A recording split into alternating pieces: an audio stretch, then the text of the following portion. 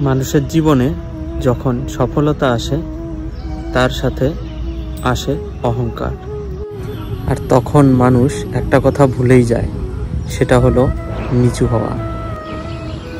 আর সে ভাবে আমি কেন কারো সামনে নিচু হতে যাব, আর এই ভাবনার জন্যই সব ঘটনা ঘটে। আসলে মানুষ ভুলেই যায় যে এই সংসারে তার যা কিছুই পাওয়া থাক না কেন সেটা নিচু হয়েই। ছোটবেলায় হাঁটতে শেখা সেটা নিচু হয়েই, মাটিতে হোঁচট খেয়েই। বড়দের আশীর্বাদ নিতে হয় নিচু হয়েই। কৃষককে তার ফসল কাটতে হয় নিচু হয়েই।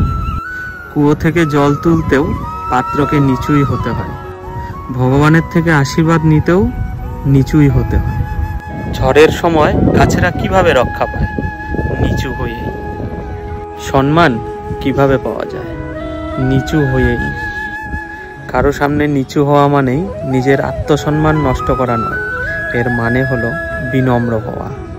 আমাদের মানুষদের পাখিদের মতো আকাশে উঠতে ডানার প্রয়োজন নেই, যত নিচু হবেন তত উপরে উঠবেন।